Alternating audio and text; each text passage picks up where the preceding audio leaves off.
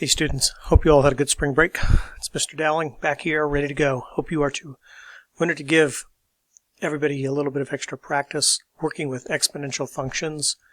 They involve a couple of different simple manipulations that you may have forgotten about that are related to this idea, for example, that if you have the exponent of an exponent, like 10 to the second cubed, you multiply those 2 and 3 powers together to get a final answer of 10 to the 6th. It works in a similar way when you take natural logs. And when we do problems that involve RC circuits, we often are going to encounter that kind of reverse aspect to it.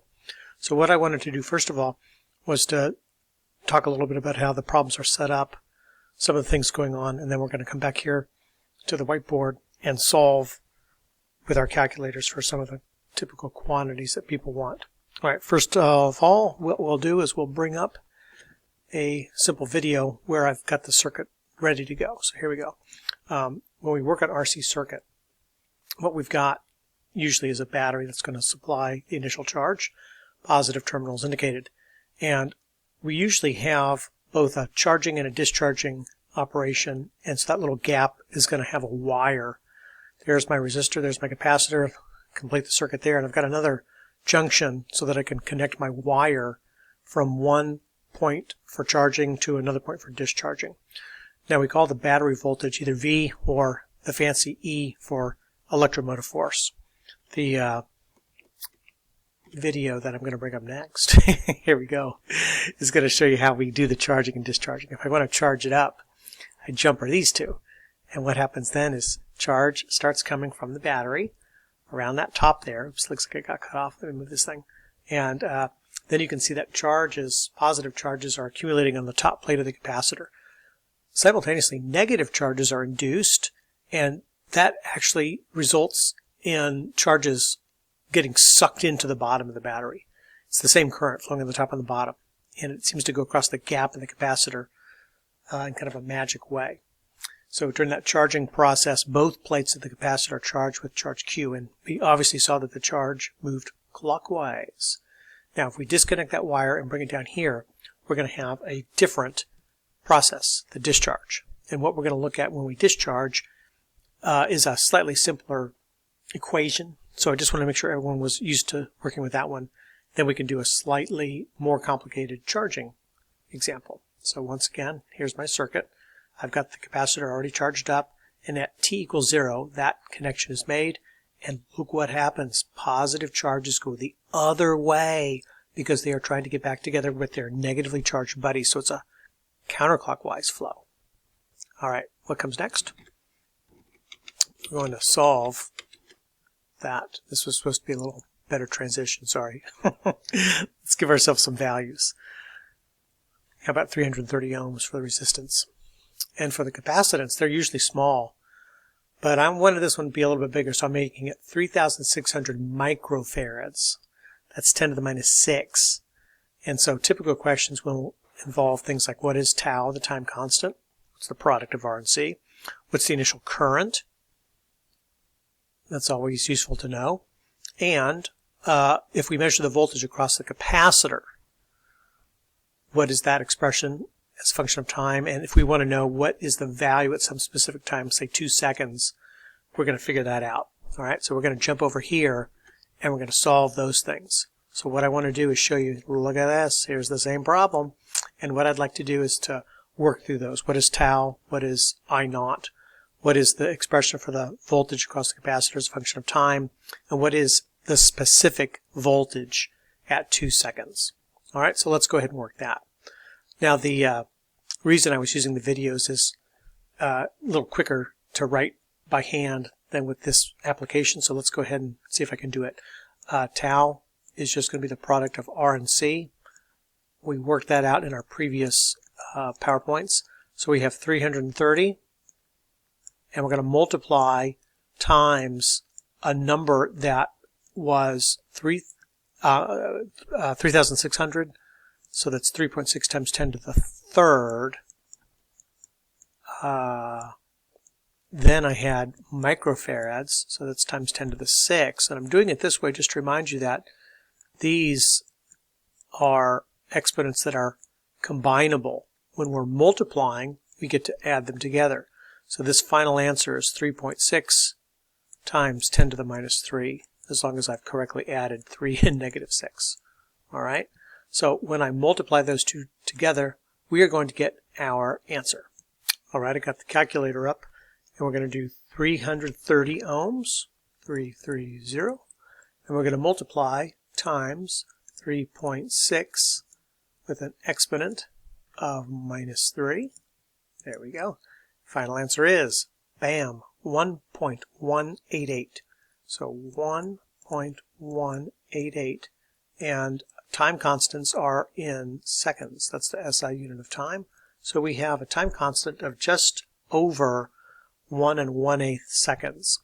If we want to figure out the initial current, we don't even need that. What we need to know is what's the battery voltage and what is the resistance.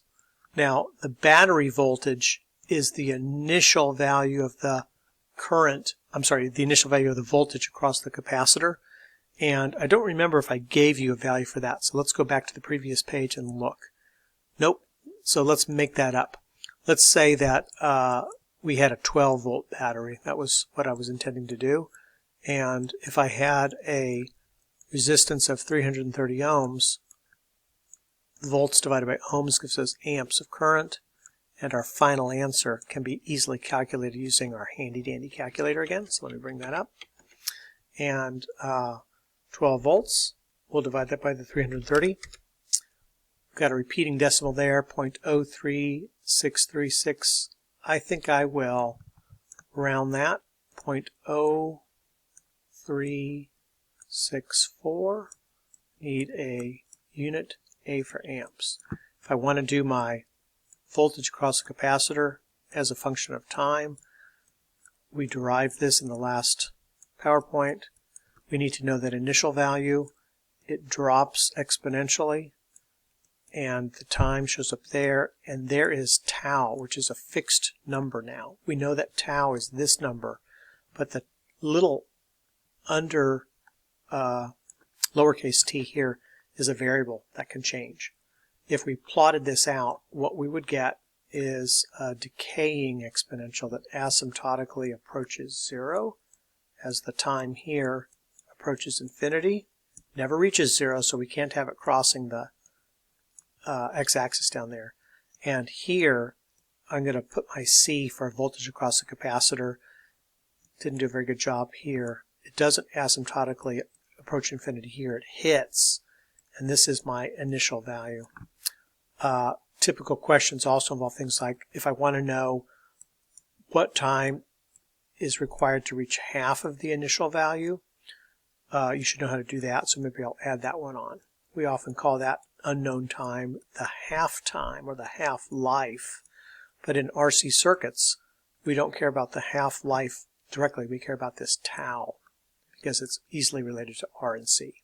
So if you've ever done problems for radioactive decay, population growth, financial calculations that involve compounding interest, you would have done similar calculations, but they look different. They're introduced in totally different ways, and so people are sometimes not aware that you're using the same techniques. All right, so we've got our function. Now what I'd like to do is to show you how we can find the voltage across the capacitor at a specific time. Let me bring up a fresh sheet. So for this, I want to know at 2 seconds, how much voltage do I have? I started at 12, and the question is, how much do I have left?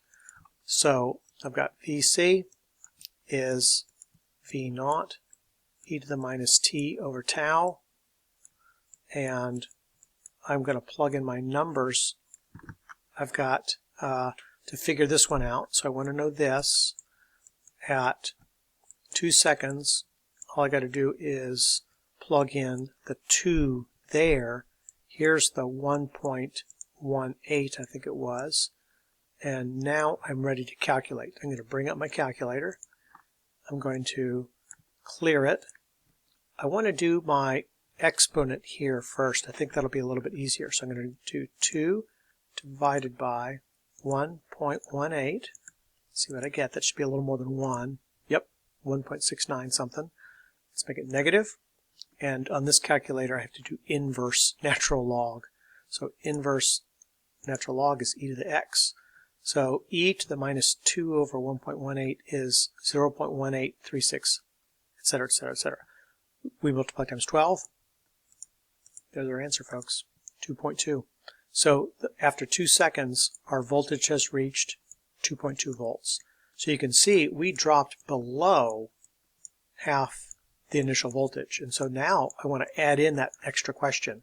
If I wanted to know how long does it take, what is what we call the half time or the half life? How long does it take starting at 12 to reach a voltage across a capacitor of 6 volts? Let's work that one. And that particular problem isn't much harder, but it involves working with the voltage on this side and this one in a way that might catch you off guard if you haven't seen this trick in a little while. I'm going to bring up a fresh sheet, okay? Now, for this one, I know I want to reach 6, and I started at 12, and the thing that is now my variable, it's a fixed number, so I'm going to include that subscript, the 1/2. That number is what we are looking for. How long is that? And I want to do this one in terms of tau because this is such a classic problem. I'm going to first divide out by 12, and you will find that because I've selected half the initial voltage, this is 1/2. And that is e to the minus t 1/2 over tau. I'm going to take a natural log of both sides. And when I take the natural log of this, what I get is minus natural log of 2. On the other side, what I get is everything that is a power of e. So I get minus t to the 1/2 over tau. The negative signs are going to cancel out. Bam, bam.